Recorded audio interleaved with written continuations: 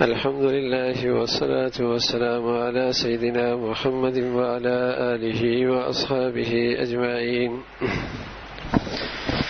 الحمد لله والصلاة والسلام على سيدنا محمد وعلى آله وأصحابه أجمعين. أما بعد، فأعوذ بالله من الشيطان الرجيم. بسم الله الرحمن الرحيم.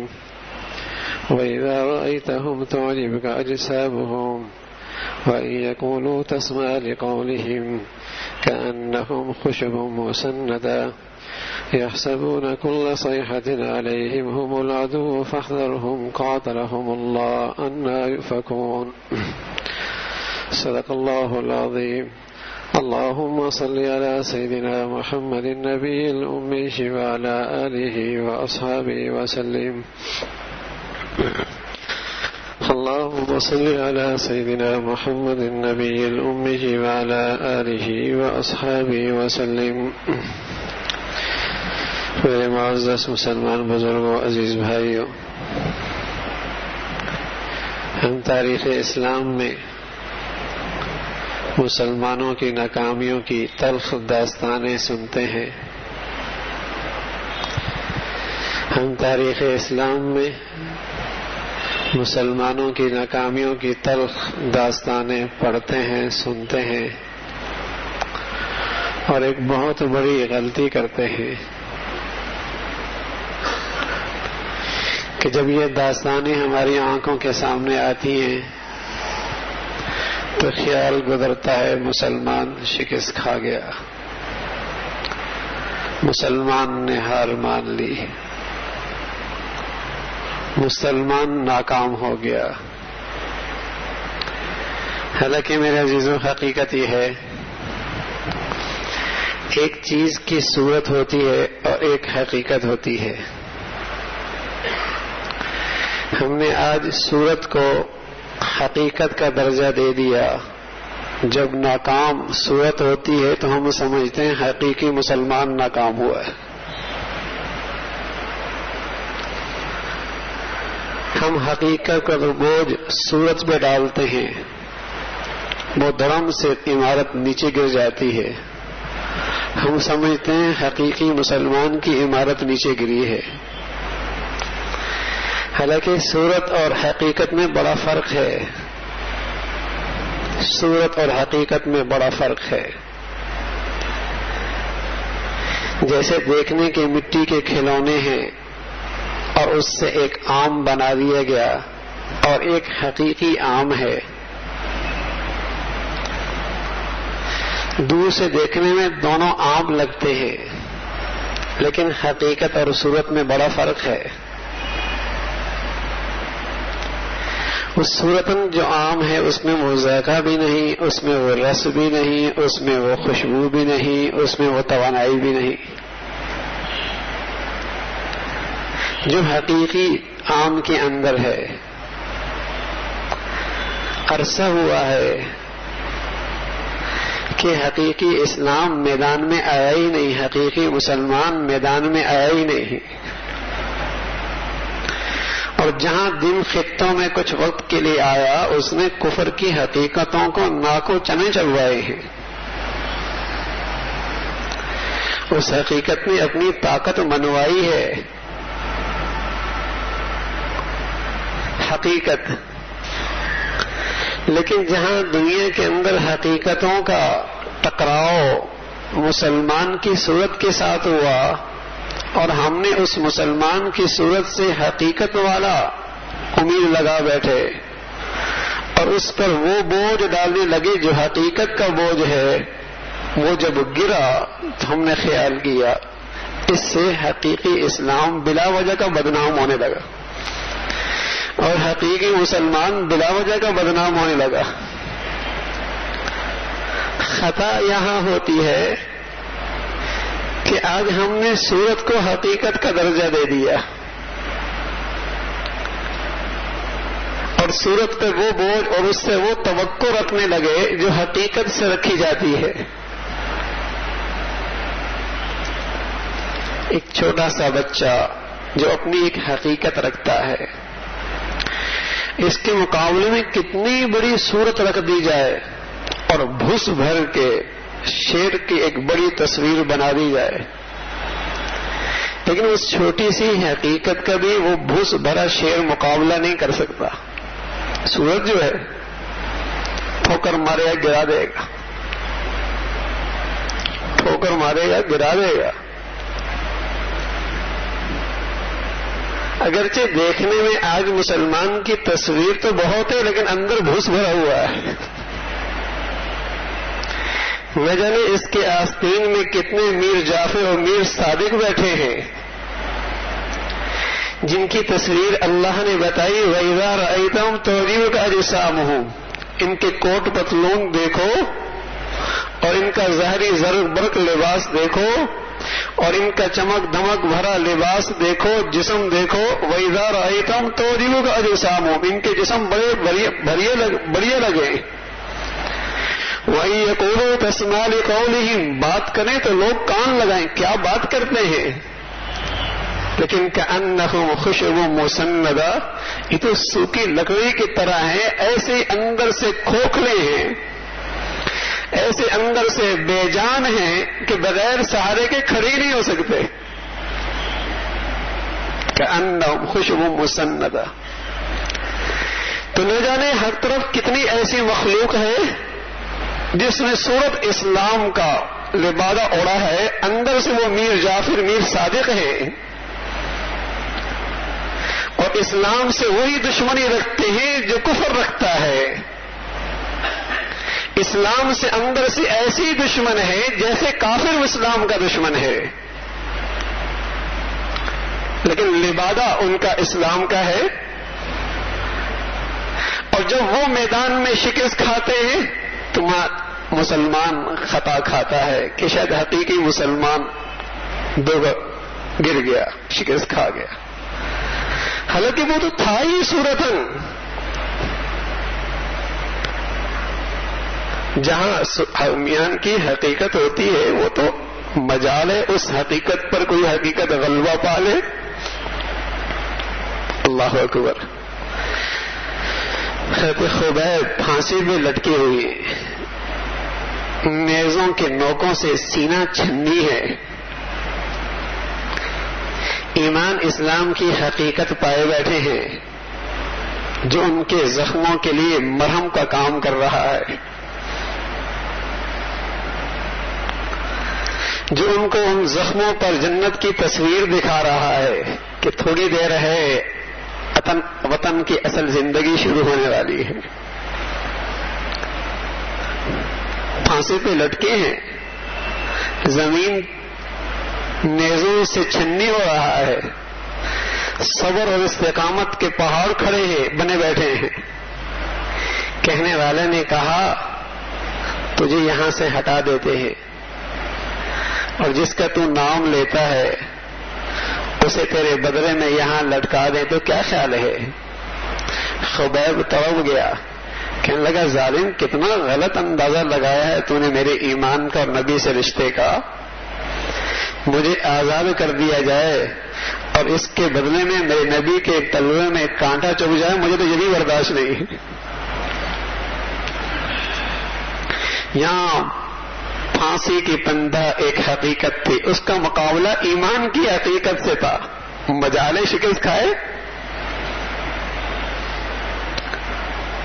ایمان اپنی ایک، اسلام کی اپنی ایک حقیقت ہے، یہ تو اللہ نے نہیں کہا نا وَأَنْتُمُ الْأَعْلَوْنَ إِن كُنتُم مُؤْمِنِينَ، بلندیاں عروج عزت تمہیں ملے گا، ایمان کی حقیقت تو لے آؤ۔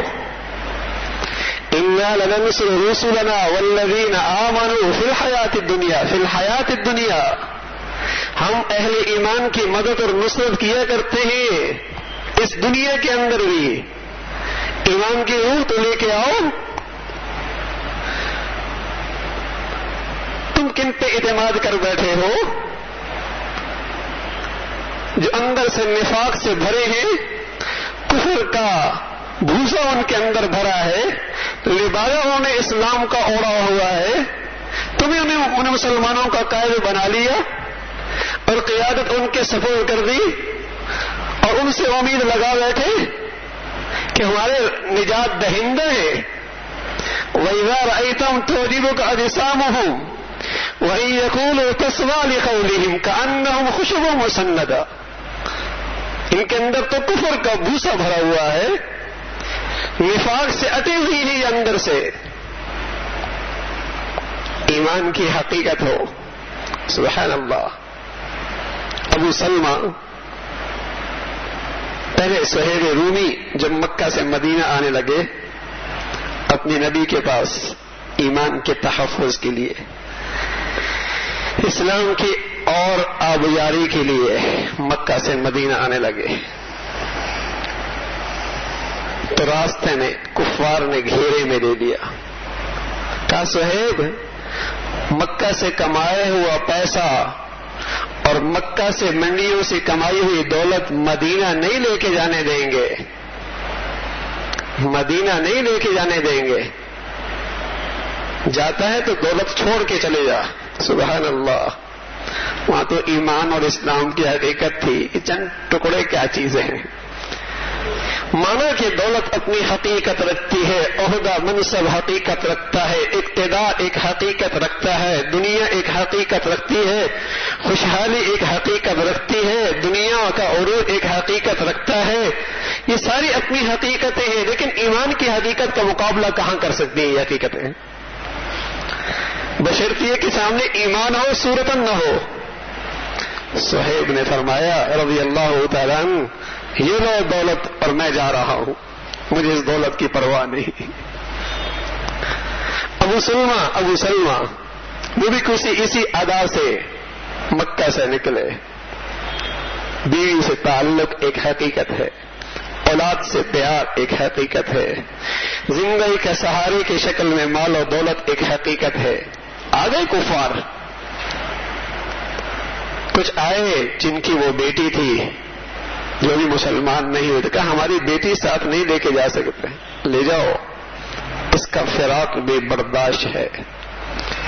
آئے ہمارا پوتا نہیں لے کے جا سکتے, اس کی جدائی بھی برداشت ہے.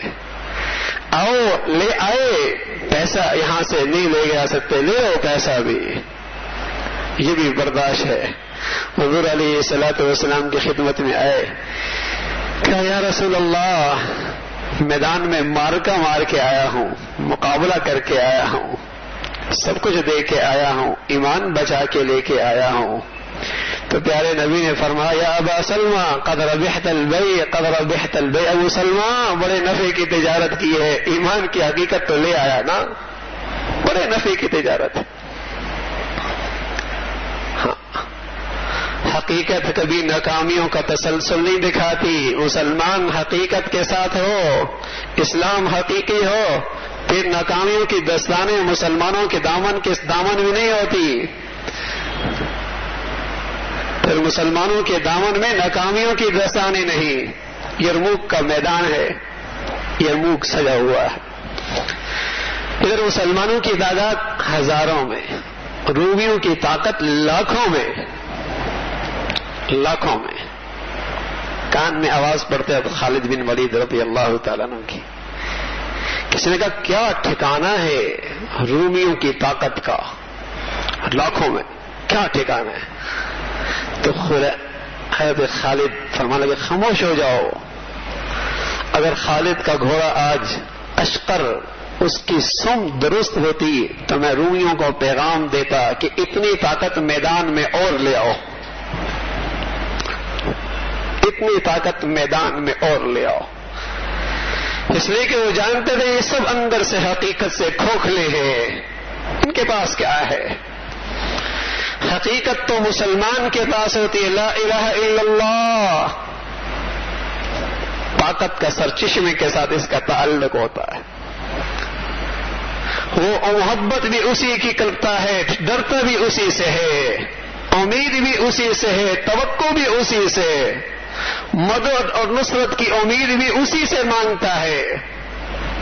مسلمان تو وہ ہے لا الہ الا اللہ, وہ ہے طاقتور کہ اس کے اندر یہ حقیقت رچی بسی ہو کہ نفع اور نقصان کا مالک اکیلا اللہ, خوف کا حقیقی ذات اکیلا اللہ, اس ہستی کے علاوہ کوئی ہستی نہیں، اس ہستی کے علاوہ کوئی مشکل کشا نہیں، اس ہستی کے علاوہ کوئی ڈرنے کے لائق نہیں، اس ہستی کے علاوہ کوئی امید کے لائق نہیں۔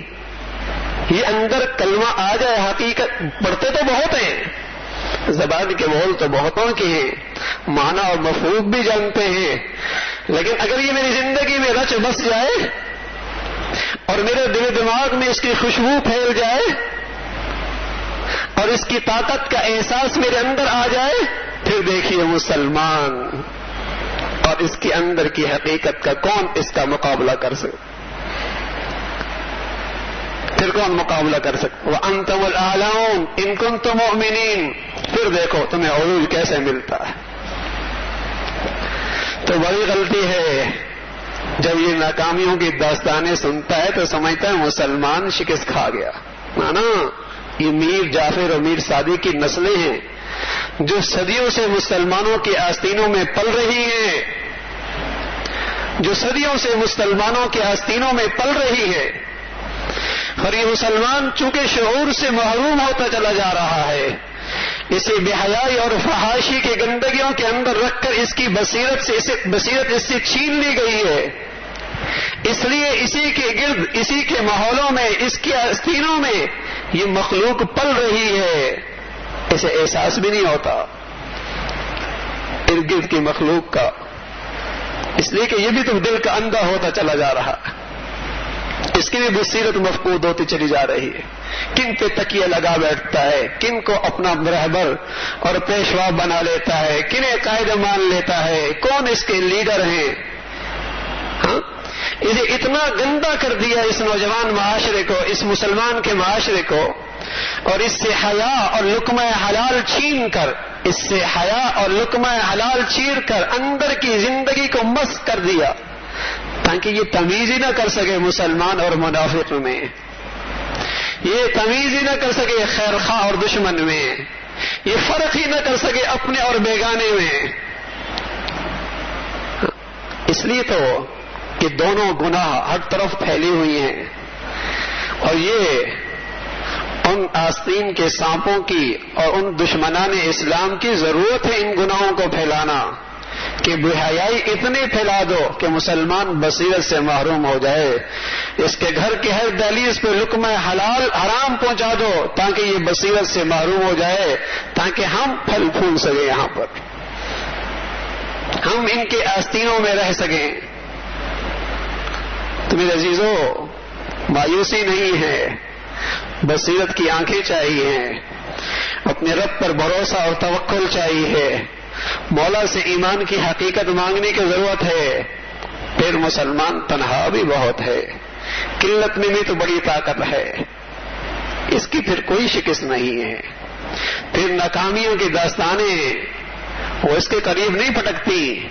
وعد اللہ الذین آمنوا منکم وعملوا الصالحات لَيَسْتَخْلِفَنَّهُمْ فِي الْأَرْضِ كَمَا اسْتَخْلَفَ الَّذِينَ مِنْ قَبْلِهِمْ وَلَيُمَكِّنَنَّ لَهُمْ دِينَهُمُ الَّذِي ارْتَضَىٰ لَهُمْ وَلَيُبَدِّلَنَّهُمْ مِنْ بَعْدِ خَوْفِهِمْ أَمْنًا۔ پھر دیکھو ایمان کی حقیقت پیدا کرو، پھر دیکھو کیسے تمہیں امن ملتا ہے اور تمہارے خوف کی گھڑیاں کیسے ختم ہوتی ہیں، اور اللہ تمہیں کیسا عروج دنیا کا بھی نصیب فرماتا ہے، لیکن شرط ہے ایمان۔ ایمان اس میں انحطاط آیا، اس سے انحطاط آیا، پھر عروج کی کوئی شکل مسلمانوں کے پاس نہیں۔ تو میرے عزیزو، اللہ سے ایمان مانگی بھی اور اپنی ایمان کی فکر بھی کریں۔ اللہ مجھے بھی اور آپ کو بھی کہنے سننے سے عمل کی توفیق نصیب فرما دے۔ وآخر دعوانا الحمدللہ رب العالمین نصیب فرما دے۔ وآخر دعوانا الحمدللہ رب العالمین نصیب فرما دے۔ وآخر دعوانا الحمدللہ